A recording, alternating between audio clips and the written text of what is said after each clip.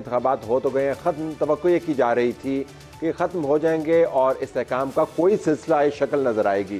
इंतखाबात ख़त्म होते हुए नज़र नहीं आ रहे और अदम इस्तेहकाम की एक नई लहर पाकिस्तान की तरफ आन पहुँची है। इसके अंदर एहतजाज का सिलसिला जारी है।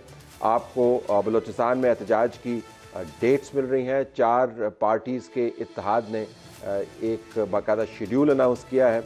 JUI की तरफ से आज प्रेस कॉन्फ्रेंस में वाज़ेह अंदाज से बताया गया है कि वो एहतजाज का क्या रुख देंगे। इस वक्त जब हम बात कर रहे हैं तो GDA की तरफ से भी अनाउंस हो चुका है कि सिंध के अंदर एहतजाज की क्या कैफियत होगी। एक तरफ से ये है और दूसरी तरफ से पाकिस्तान तहरीक इंसाफ एहतजाज को एक और रुख दे रही है। हम उस पर भी बात करेंगे। हमारे स्टूडियोज़ में आमिर इलियास राना साहब मौजूद हैं, हसन अयूब खान साहब मौजूद है, बिलतरतीब एक्सप्रेस न्यूज़ और ARY न्यूज़ के सीनियर तज्ज़ियाकार हैं। आप दोनों का बहुत शुक्रिया। हम नाज़रीन आपको बलूचिस्तान भी लेके जाएंगे। सीमिंगली निगलेक्टेड सूबा है, लेकिन मैं आपको बता सकता हूँ कि वहाँ पर एहतजाज बहुत शदीद है और पाकिस्तान की ट्रेडिंग शहरग है। वहाँ पर हालात बहुत ख़राब हैं इस अंदाज से कि वहाँ की खबर यहाँ तक पहुँचती नहीं है। उस खबर के बारे में भी आपको बताएंगे। जलाल नूरज़ई साहब हमें वहाँ से ज्वाइन कर रहे हैं।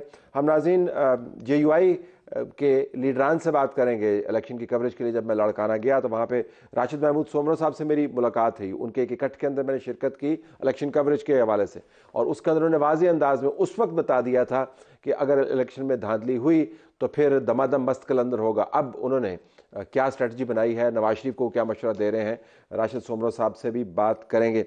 हम आपको पहले ज़रा बता देते हैं कि शेर अब्दुल खान मरवत जो आजकल ऊंची उड़ान उड़ रहे हैं तहरीक इंसाफ की तरफ से, उन्होंने इस एहतजाज को जो उनके बयान के मुताबिक उनकी सीटों के चुराए जाने के ऊपर मुबैना तौर पर होगा, उसको क्या रुख दिया, वो 9 मई के हवाले से ही बात करें।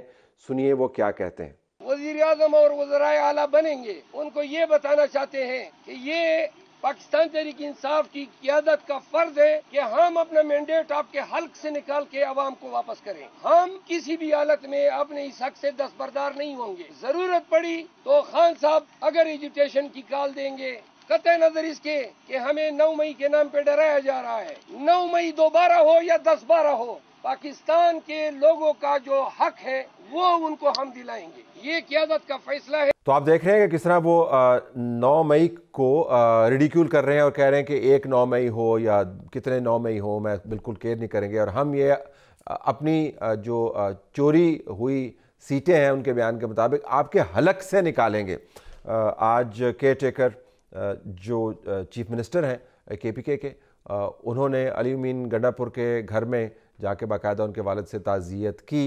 हैरानी की बात नहीं है, हमारे कल्चर के अंदर अदब लिहाज और इस किस्म के मौके के ऊपर ये काम किया जाता है, लेकिन किसी की आंख से ये बात भी ओझल ना हो कि इस वक्त जब वो जा रहे थे उनके वालिद के वफ़ात के ऊपर उनसे दुआ करने और कंडोल करने के लिए, तो रियासत के इदारे हमें बता रहे थे कि वो अली अमीन गंडापुर को जियो फेंसिंग के ज़रिए तलाश करने की कोशिश कर रहे हैं।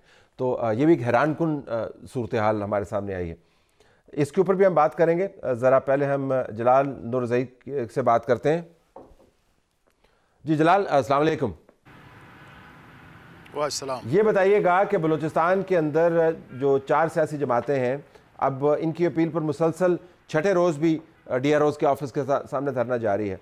अब इसके अंदर BNP भी शामिल है, नेशनल पार्टी भी है, हज़ारा डेमोक्रेटिक पार्टी भी है, पश्तूनख्वा मैप भी है और हमें बताया गया और आप ही की रिपोर्ट है कि क्वेटा, चमन, किला सैफुल्ला, योब, पशीन शाहराह ब्लॉक हैं। पंजाब और KP के ज़मीनी राब्ते मुअत्तल हैं और पश्तूनख्वा नेशनल अवामी पार्टी के एहतजाज के बाद बलूचिस्तान की तमाम हाईवेज़ बंद हैं। तो ज़रा लेटेस्ट सूरत हाल बताइएगा कि अगली शक्ल इस एहतजाज की क्या होगी।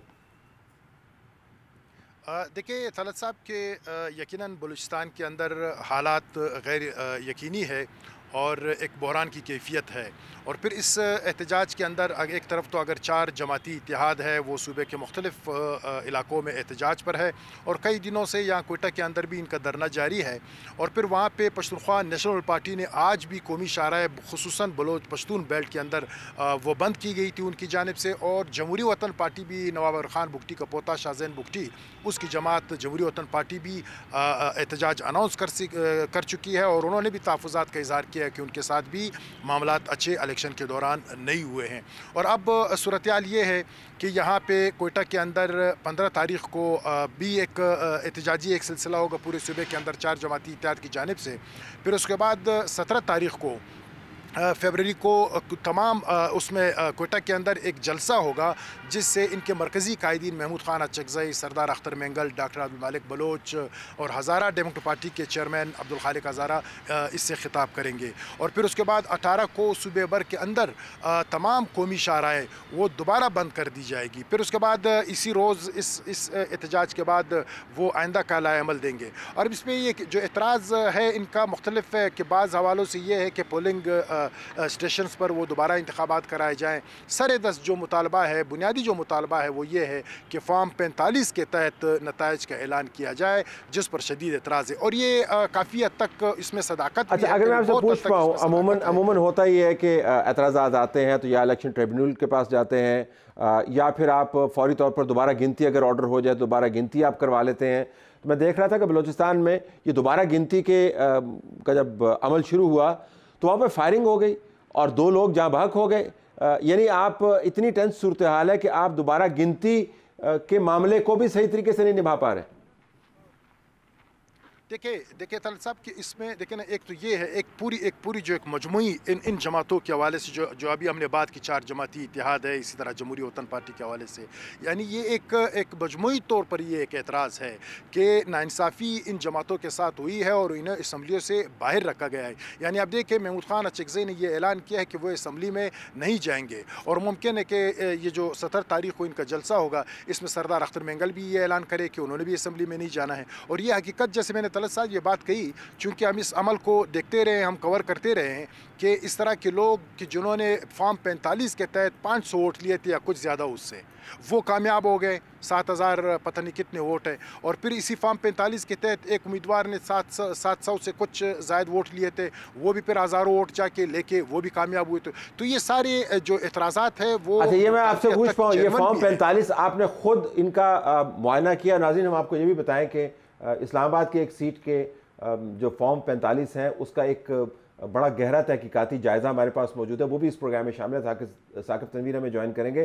उन्होंने जो PTI की तरफ से फॉर्म 45 जारी किए गए हैं जिसकी बुनियाद पर वो इस सीट के ऊपर कामयाबी क्लेम कर रहे हैं, उसका उन्होंने फोरेंसिक्स किया और बड़े दिलचस्प हक़ाइक़ हैं। लेकिन जलाल, ये बताइएगा कि आपने खुद फॉर्म 45 देखे हैं या जो सोशल मीडिया पर घूम रहे हैं उनका आपने तज्ज़िया किया? नहीं, देखिए ना, जो बहैसियत एक रिपोर्टर के ख़बर नवीस के कि हमने इसी फार्म के मुताबिक पहले दिन हमने नतीजे अनाउंस किए हैं, हमने इसकी ख़बर दी है कि फ़लाँ हल्के से फ़लाँ जीत गए, फ़लाँ हल्के से फ़लाँ जीत गए। अभी इसमें एक मिसाल आप इसके ले लेके जो हज़ारा डेमोक्रेटिक पार्टी के चेयरमैन अब्दुल खालिक हज़ारा, तो हमने इसी बुनियाद पर फॉर्म 45 की बुनियाद पर हमने ये खबर दी है कि अब्दुल खालिक हज़ारा जीत गए।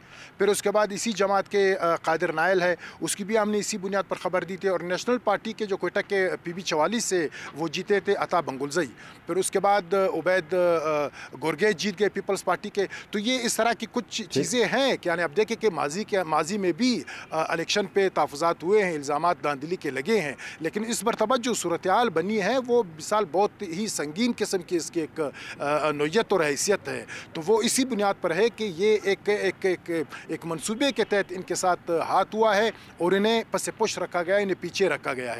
तो अब ये सूरत हाल, जैसे कि आज मौलाना फजल रहमान ने आप देखें उसकी प्रेस कॉन्फ्रेंस के अंदर, तो अब जब वो मौलाना फजल रहमान इस कदर आगे गए तो सूबे की जो बाकी जमातें हैं बलूचिस्तान के अंदर मैं बात कर रहा हूँ, तो वो भी एक इंतहाई कदम की तरफ जाएंगे, क्योंकि अगर वो एक इंतहाई कदम नहीं उठाएंगे तो उनका सियासी मुस्तकबिल ख़तरे से दो चार होगा। जलाल, बहुत शुक्रिया, हमें आपने तफसील के साथ बताया कि सूरत हाल क्या है।